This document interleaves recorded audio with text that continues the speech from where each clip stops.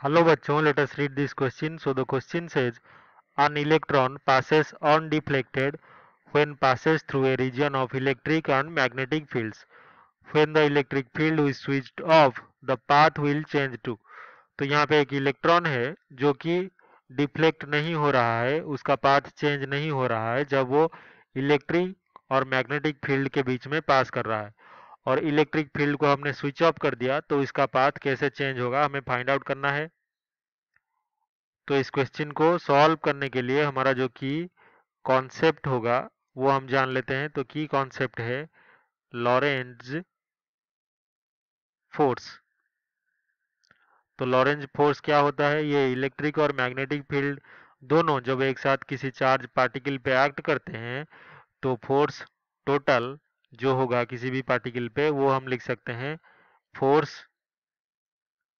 Magnetic plus force electric. या फिर इसको अगर सिंपल टर्म्स में लिखें तो ये हो जाएगा Q इंटू ई प्लस भी क्रॉस बी।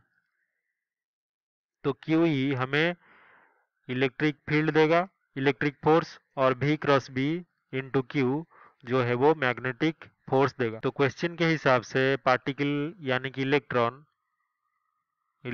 Is undeflected. तो इलेक्ट्रॉन अगर अनडिफ्लेक्टेड है तो इसका पाथ चेंज नहीं हो रहा है। तो जिस वेलोसिटी से इलेक्ट्रॉन एंटर करेगा दोनों फील्ड्स को उसी वेलोसिटी से और उसी पाथ से बाहर निकलेगा।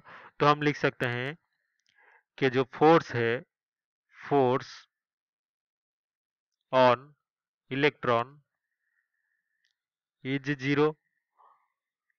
तो जीरो होने पर वो डिफ्लेक्ट नहीं होगा। तो हम लिख सकते हैं Q E is equals to Q into B cross B vector.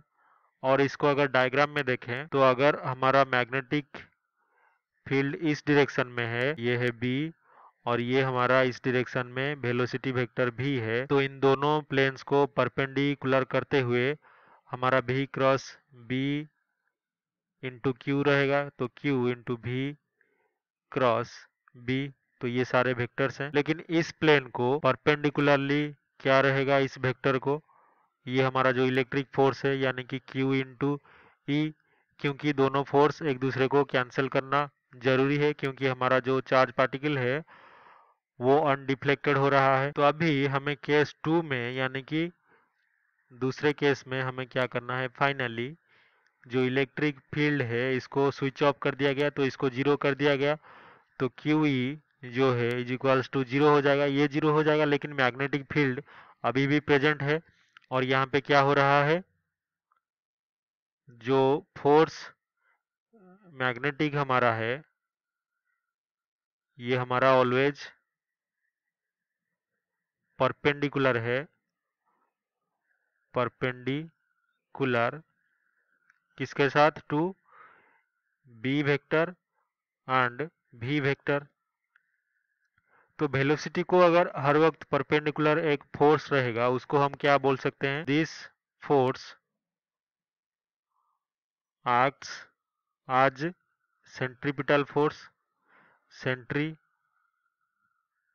Force. तो सेंट्रीपिटल फोर्स किसी भी पार्टिकल पे रहने पर हमारा जो पाथ होता है वो कैसा हो जाता है?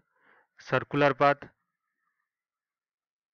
सर्कुलर पाथ, क्योंकि हमारा जो टेंजेंशियल वेलोसिटी भी डायरेक्शन है उसके ऊपर हमेशा परपेंडिकुलरली एक फोर्स एक्ट करता है जिसको कि हम एफ सेंट्रीपिटल कहते हैं। तो हम लिख सकते हैं so the path will change to a circle. तो यही हमारा फाइनल आंसर होगा कि पाथ चेंज होके सर्कल हो जाएगा। I hope you have understood this explanation well. Best of luck.